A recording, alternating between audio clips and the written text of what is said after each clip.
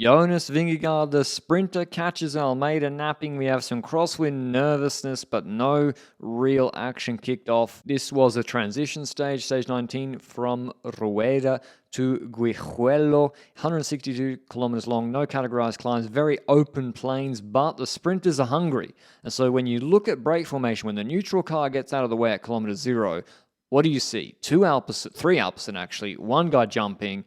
That means Alpecin are controlling. The sprinters want a sprint stage. Sometimes this can be you see the open plains at about 1,000 meters. This can be a big crosswind stage. I mean, there was a light crosswind, and you can see if it was kicking off, yeah, it would be carnage on stage 8 or this sort of stage. It can be really big crosswinds, but for Vingegaard and Almeida, not really massive crosswind action, although at 70 k's to go, we're starting to come into a few villages and towards Salamanca. We do some wind analysis on the flag.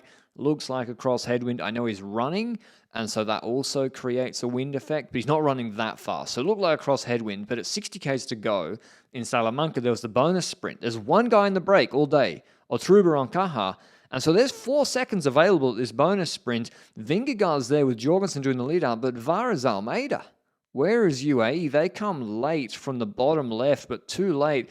Jorgensen does the lead out. Koos drops the wheel. It's like they didn't really know. No one knew where the line was because even Pedersen was kind of deep and caught napping. And Vingegaard, basically without even having to sprint, rolls over and takes 4 seconds for free, which isn't a lot, but it's 40% of the time he lost yesterday in the TT, which was supposed to be massively important, and he gets to take it by just rolling over the line. So you'll take it if you can, if it's not that much effort. But afterwards, after Salamanca, the teams tried to split it, Pedersen and Ineos, and Brandon Rivera gets an earful from Pedersen and Vingegaard, actually, because he came back into the line too quickly over the white line and nearly chopped himself onto Pedersen in front of Vingegaard. Bjerg pushing. In the end, nothing happens there. They change direction here. You see the shape of the peloton. This is not the shape of a peloton about to split from crosswind. So Ciccone, others, they go back to the car. They get a drink. See Alpecin here. They move up a couple of riders, but they're not too worried at this point. They're also, it looks like everybody's chilling, even to the point where Aparicio and Chumil, who beat Derek G in a Gran Camino stage earlier this year, clip off the front to, try and get some free time or free TV. But now look at who's in front. 6 Alpecin riders. 6. Brian Windhorst, curious. Why are there 6 Alpecin in front? And Giulio Ciccone is about to find out why. He's looking at everybody at the back of the peloton sprinting, bang. Alpecin try to split it in the crosswinds, and there's some beneficiaries of this. Vingegaard and Kelderman just follow in the wheels. The whole Alpecin team is pretty much there, but UAE have missed it. Almeida is to the left, and Vine comes up, and Vine actually does the massive pull here to do the majority of this closing. Oliveira was boxed in at this moment and couldn't get up, so Almeida, after Vine pulled off, he pretty much closes it himself. The wind was just never strong enough to go all the way, but if it was 20Ks, 25Ks an hour, this stage would have been carnage. So Oliveira does come up.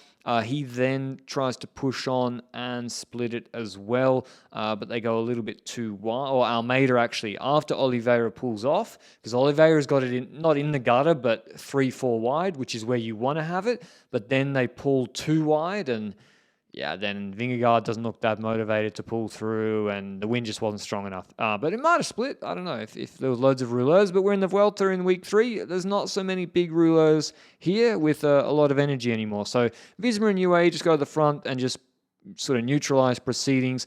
The finish, it's 2.5Ks, 3% uphill into the 5Ks to go zone. There is a hugely fast descent on this highway, and so positioning into that was pretty important in theory, to save energy. Ineos are the ones who have the best position.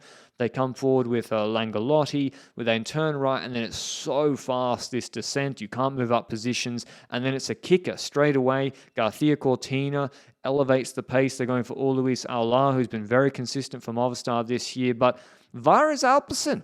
Where is Alpecin? And they're chilling. They don't get involved in the drag race before. They don't get involved in these kickers. They don't hit the wind. They got a small unit. They have 4 guys, Riesebeck, Rickard, Plankart, and Philipsen, and they do not hit the wind. You can't do this in a Belgian race with a road that's 4 riders wide. But in the Vuelta, against this field where there's no other real lead-outs, to be honest. All due respect, Ganna gets to the front now with 1.4Ks to go. No one comes over Ganna. Nobody. There's no Trek lead-out. There's no Lotto lead-out left. And so with the wide roads, with the lack of lead-outs, they just work their way from the back using other trains to come up. Now, the risk on a Belgian road is here when Ganna moves across, you're going to get boxed because this is not going to open up again. But we're on such a wide road that, yeah, they get blocked for a second and then he moves back right and then it opens up again. And then Ricard, he uses his experience. He just steadily moves his way up with Plancard on the wheel, and he's going to take over with about 800 meters to go. And it's still Ganna on the front. So it's bunching up. It's not in a line anymore. There's no more lead-outs. He's slowing down. He's a sitting duck. Aular's got no lead-out. De Boist or Levens is flicking his elbow, and then Ricard's like, it's go time. Pedersen tries to get on the wheel. Turner has to restart his sprint. And I think Ricard pulls off at like 400 to go. Plancard then has to do 400 to 175. It is uphill, so you don't want to go too early. But look here, Pedersen's already hitting the wind when Philipsen's in the wheel of Plancard. And Pedersen's already at a 3 lengths disadvantage against Philipsen. And you see it visually, it levels off for the last 150 meters. There was no one beating him with that lead out, with these legs. Perfect execution from Alpecin. Really impressive from them once again. And you can see the difference the lead-out makes. I mean, when Philipsen jumps, Turner had already opened. Pedersen had already been in the wind for like 3-4 seconds. And yeah, they came from the back with speed on the wide road. Did it perfectly and win another stage. Philipsen's third stage win this Vuelta. Ahead Pedersen, then Aular, Biermann's a good fourth. Turner, Marit, Christen, Vernon, Grul, Labrosse. Here's what the Belgian sprinter had to say after the stage. It was a really, really tough finish line. Definitely after 11 days not going this deep, it hurts. Did you know it was that hard? Yeah, we know what it was going to be like, and final 250 meters was more flat, but yeah, before the team did an amazing pull and amazing timing towards the last kilometer, and it was just a final kilometer all out. Tell us more about this amazing timing and how you managed to fend off Mats Pedersen. Yeah, of course, it's definitely a team job. Like all Vuelta already, team was super strong. Also, Jonas and Jonas and Edward were riding super fast, super good.